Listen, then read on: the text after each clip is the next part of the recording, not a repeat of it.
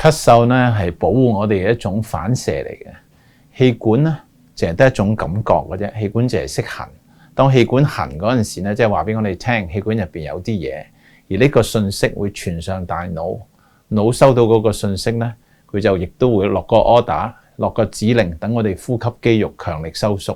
同一時間，聲帶會閂埋，一下增加嘅壓力就會將啲分泌液向上一推。所以咳嗽通常都係因為痰嘅關係。所以要有效嘅咳嗽呢，第一個氣管要有正常嘅反應，第二呼吸肌肉要識得收縮，第三聲帶識得閂埋。所以有啲病友如果嘅聲帶閂得唔冚呢，往往呢就唔能夠好有效咁咳嚟到清理痰。亦有啲病友因為經常吞嘢容易吞錯呢，令到氣管對外來物嘅反應差咗呢，咁樣反而咳就少咗，但係呢樣嘢就會造成一個吸入性嘅肺炎啦。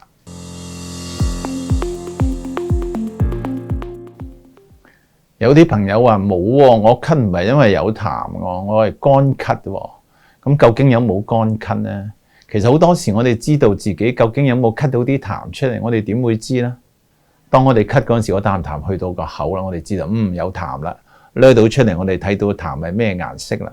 所謂乾咳嘅朋友就係佢咳完之後都冇嘢掠到出嚟嘅，咁點解會咳呢？其實我哋講冇乾咳就最主要，所謂乾咳同有痰嘅咳嘅分別就係講緊痰嘅量係多定少。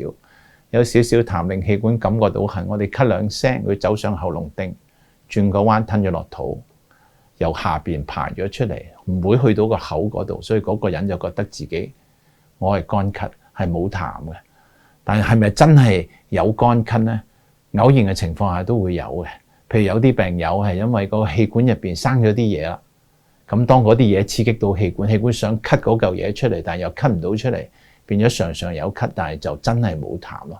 但絕大部分人嘅咳都係因為有痰嘅關係。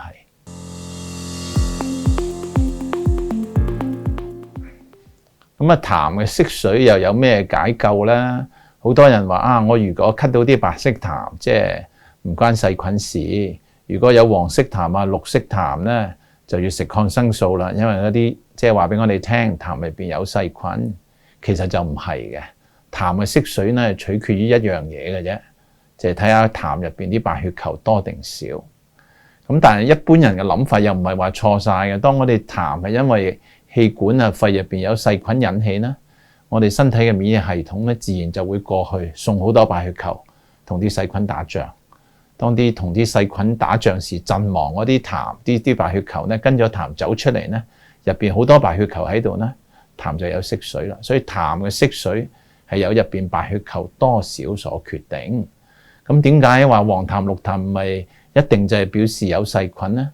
因為譬如我哋咁樣講哮喘病人，哮喘係因為敏感而引起嘅氣管發炎，入邊都好多白血球嘅。哮喘病人嘅痰都係綠色，都係黃色嘅，嗰啲同細菌就一啲關係都冇㗎啦。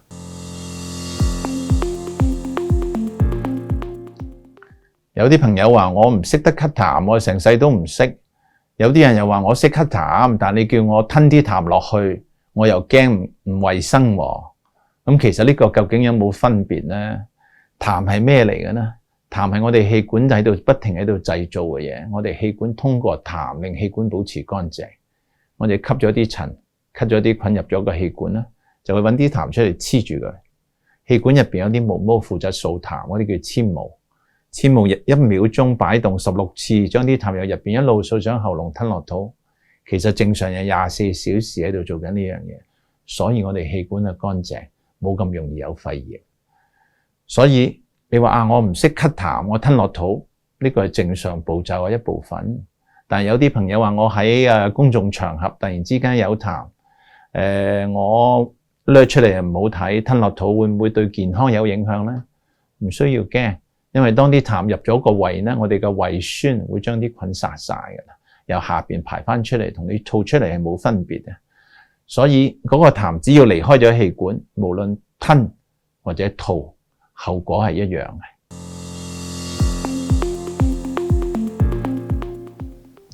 好多朋友咳咗好長時間，又唔係好擔心，但一咳到痰有血咧就好驚啦。咳到痰有血喎，係咪肺癌啊？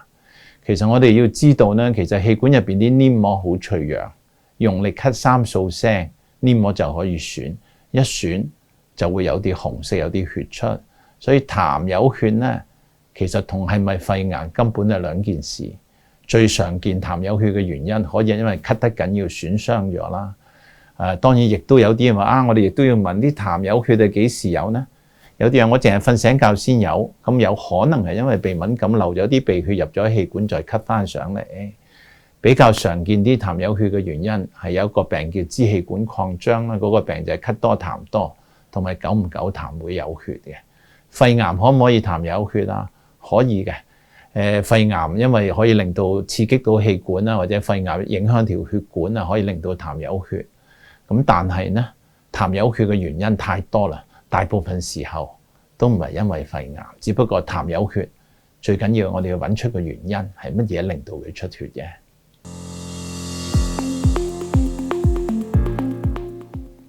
咩時間咳呢？其實對醫生診斷嚟講其實幾緊要嘅，因為我哋經常都講咧，咳嘅主要原因就係因為氣管有痰啦，而痰嘅來源咧常見嘅3個地方嚟嘅。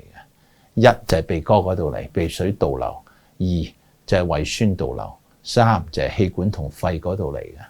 譬如我哋講鼻敏感咧，早晚差啲嘅，所以早晚嗰啲人會咳得緊要啲。因為胃酸倒流引起嘅咳咧，有陣時肚餓時咳多啲，有陣時食飽咳多啲。